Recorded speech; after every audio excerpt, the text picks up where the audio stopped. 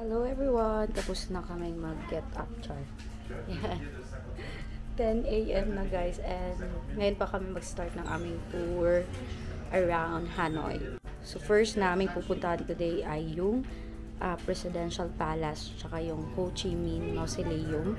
Yan, so mag-grab na lang kami guys. From here sa aming hotel, it cost around 55,000 dong. So almost 120 pesos. Okay, kaya naman. Para chill lang tayo.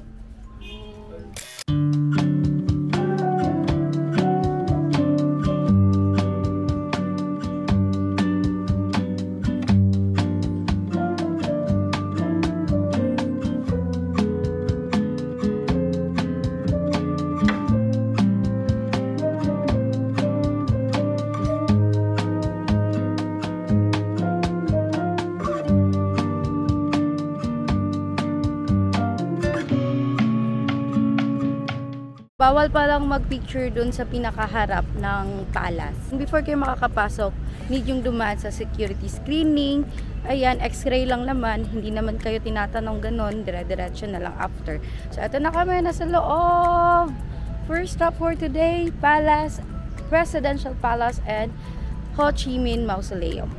So, according to my research, sa Google lang din, dun pala nakatira yung president ng Vietnam. Kaya, strict sila dito banda guys. So doon maraming tao. Diyan kami pupunta. Ayan.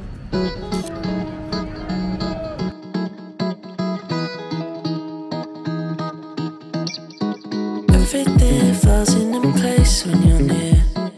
You got something to say. So yan yung Ho Chi Minh Mausoleum. So according to my research, this serves as the resting place of the Vietnamese revolutionary president na si Ho Chi Minh.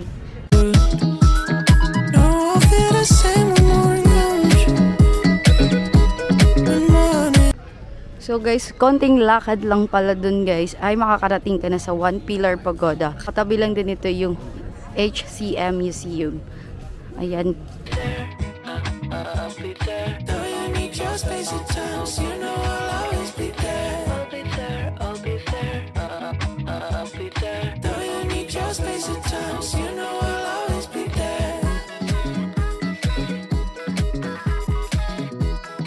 We are done here and ang dami naming na-visit in this spot like yung Ho Chi Minh Mausoleum, Presidential Palace, nandito din yung Ho Chi Minh Museum and then yung One Pillar Pagoda. So, ang dami nyo nang pwedeng magawa sa isang place lang guys. So you can also include this one sa inyong itinerary. Alam nyo ba, napaka-humid guys. Hindi naman ganun kainit.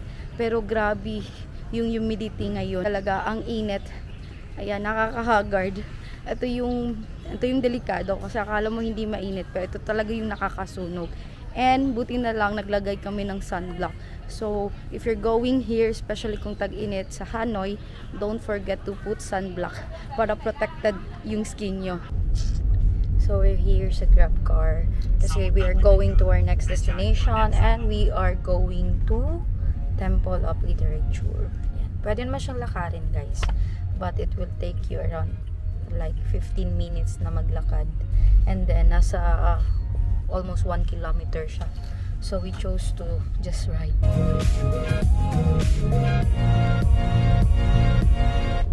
So mupo muna kami dito guys. Let's drink some tea. Cheers. Mapait pa yung kape. Mapait yung kape nila. Ganyan yung kape dito sa Vietnam. Napakatapang talaga. So, ayan, nag-order ako ng lemon iced tea. tsaka sa kanya coffee. Tingnan nyo guys yung pawis guys. Papahinga muna kami saglit kasi sobrang nakakapagod tsaka mainit. Mahirap kung gumalaw-galaw.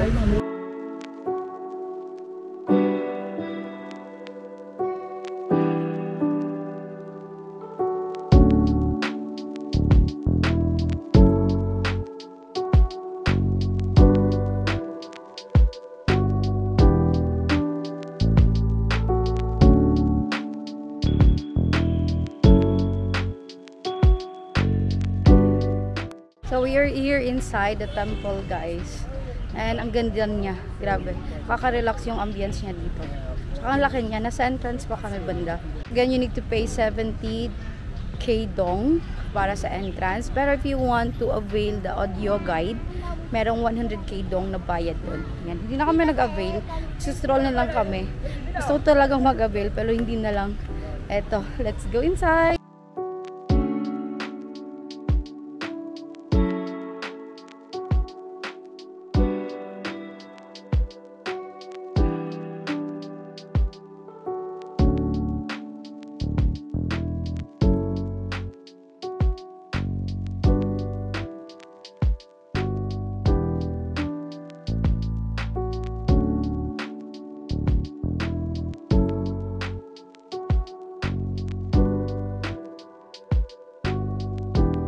So, ayan na. Biglang umulan. Grabe yung init kanina. Tapos ngayon, biglang umulan. So, andito kami tumatambay sa gilid. Yan. So, pinapatila muna namin yung rain before kami mag-explore ulit sa temple.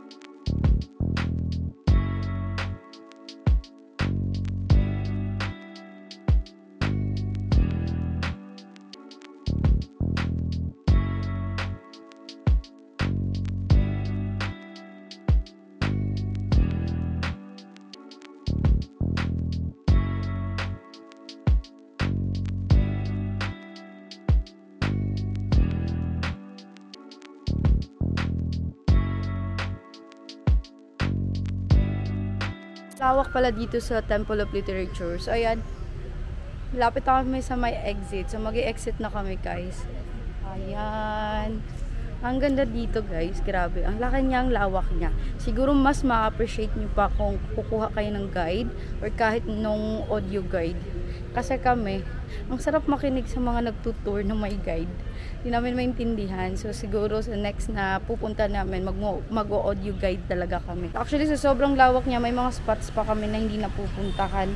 Ayan. So, babalik muna kami sa hotel para mag-freshen up. It's 1:30 in the afternoon na. So, babalik muna kami doon. Let's go!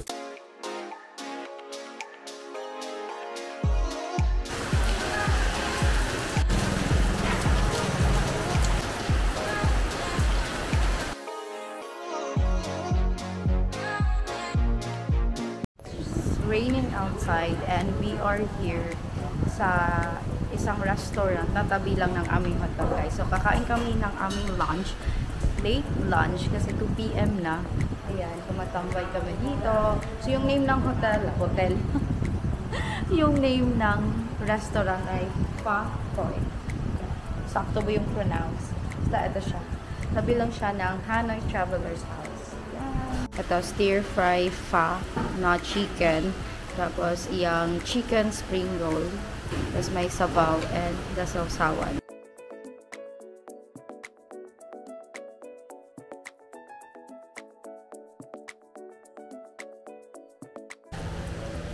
Hey guys, we are back and it's 4 PM na. And now we're on to our next destination this afternoon. Medyo maulan guys, pero caring-carry kasi indoor naman yung pupuntahan natin. So we are going to Walo Prison Relic.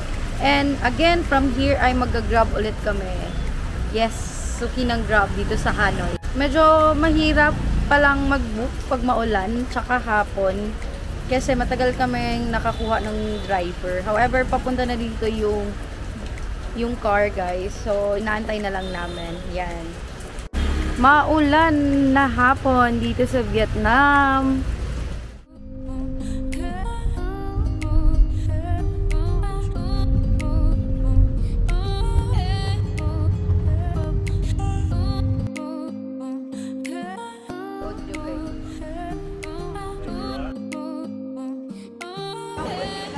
just ordinary sun.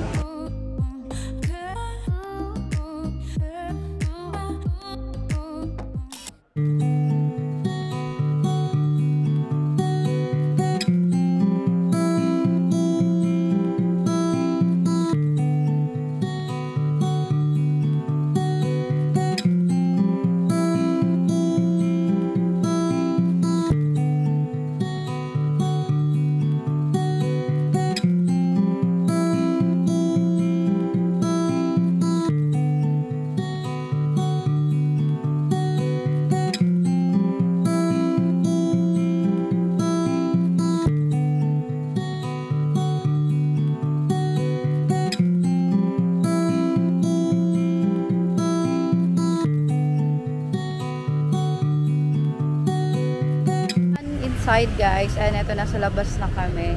Time check, it's 5:19 and until 6 PM yung schedule dun. So eto, we are done and all I can say, grabe yung history din ng Vietnam. Grabe yung sitwasyon ng mga prisoner during French colony, diba? Alam nyo yung makikita nyo sa loob, yung ano yung pinagdaanan nila, yung original na ginamit talaga pag may sentensya, tsaka pwede kang pumasok sa death cell. So grabe, parang may immerse mo yung self mo dun. Grabe talaga. So it's a must try experience na mapuntahan nyo din ito. Tapos I will recommend na kumuha talaga kayo ng audio guide para maintindihan nyo yung kung ano yung meaning ng mga gamit dun sa loob. Kasi grabe, ang dami niyang mga spots or number and each one ay may history talaga siya. I-explain doon sa audio guide. So naintindihan namin, kaya parang mas affected ako. Alam niyo yun. And that's my husband. Nilalakad na lang namin going to the train street kasi malapit na lang din siya dito. So it will take around 11 minutes from here going to the train street or 800 meters. So mahirap mag-grab kasi rush hour nila ngayon. Ang daming tingnan nyo, traffic na. Kaya we decided na maglakad. And buti na lang tumila na din yung ulan.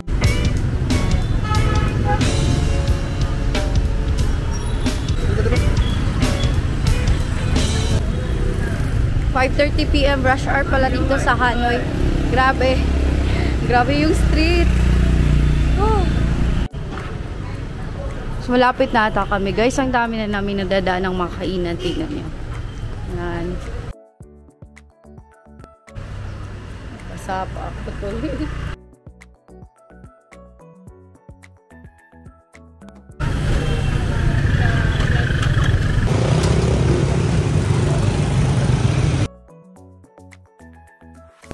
We arrived here sa Hanoi Train Street. So they have schedule, actually daily meron silang schedule here, but if weekdays 7:30 PM yung kanilang schedule. So anong oras pa? 5:30 pa guys. Tagal-tagal pa talaga. But I will post sa video na ito kung anong oras sila dadaan.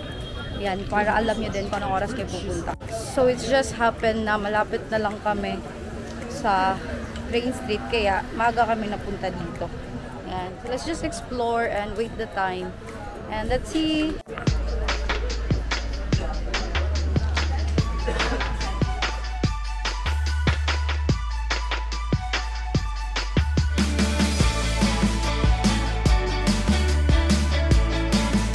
So we are finally seated just along sa kung saan dadaan yung train dyan. Yan.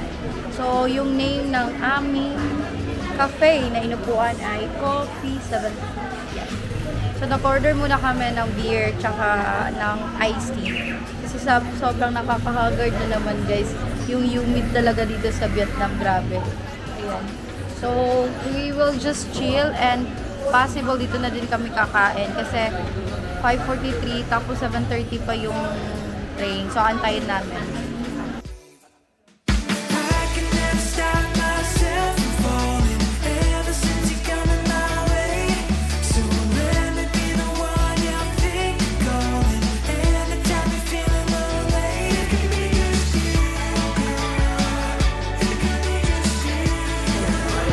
Time check, 7 PM na and 30 minutes na lang ay andito na yung train, dadaan na siya.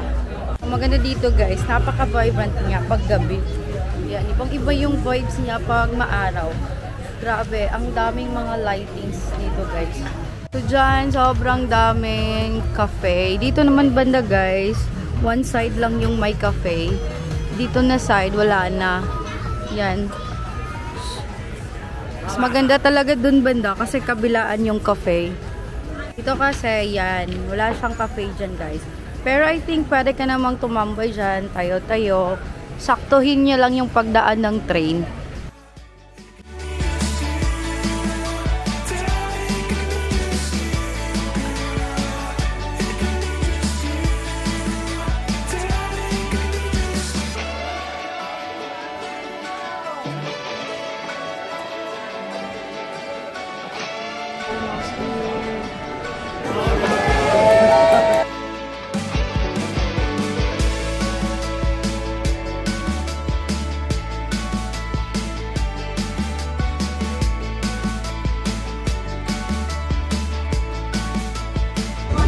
Look! Yay! Yay! Agiran Pinar! Yes! 3 hours! Finally! Yay!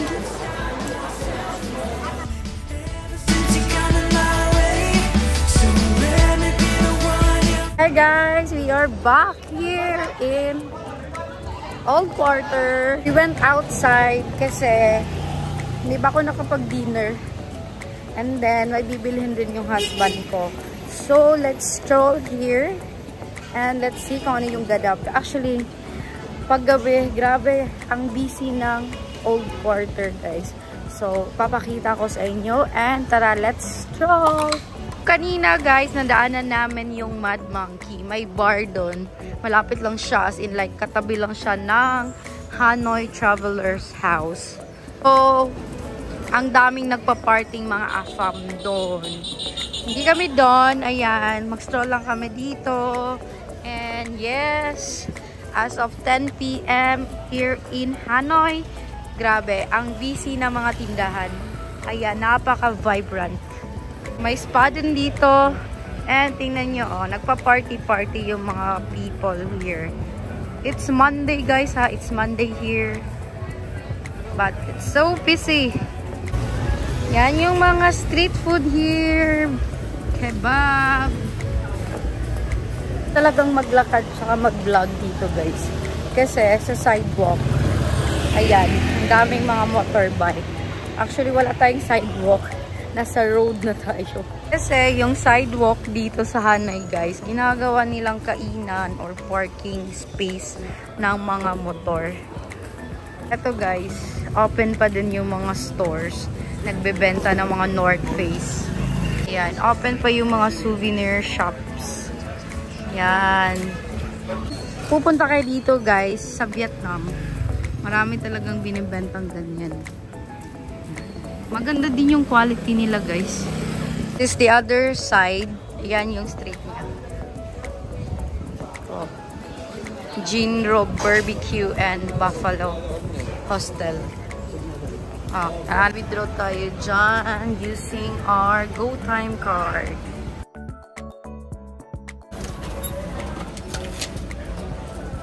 Ako ng 3 million dong. And alam nyo, yung conversion niya as of this time in peso is around 7,095 pesos. Ang mahal, guys. Yung kanilang transaction fee is 42K dong. Oh, mahal. Mas mura yung transaction fee doon sa airport, sa Agribank. Like mga 22,000 dong lang. Hala, umabot kami dito. Nagpa-party-party na yung mga tao. Hala. Ito na nga. So, babalik tayo dun, guys, kasi grabe yung party dun. Mga inuman and bar. Street party dun, guys, grabe. May dumadaan pa namang mga sasakyan. Tapos, siksikan yung mga tao. Yan. Grabe yung party-party dun.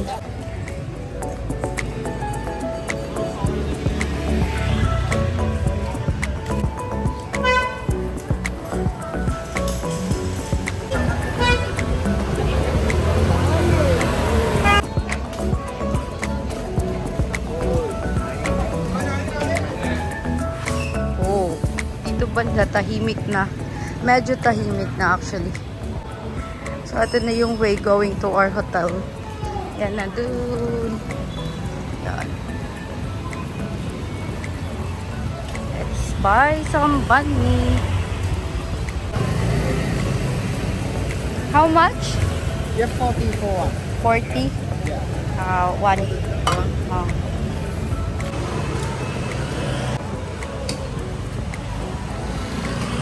$1 yen? Ah, yes.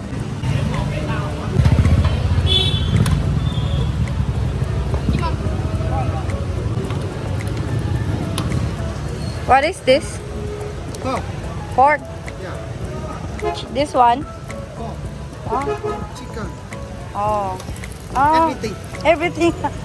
Overload. Banh mi. Mami,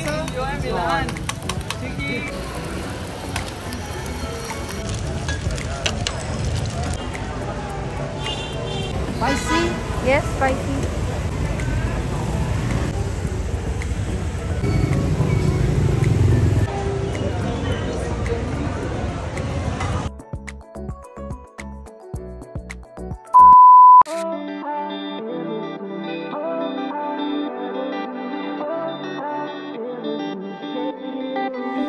I need a distraction, 'cause I've been spending too much time at the gallery of memories, pretend they all still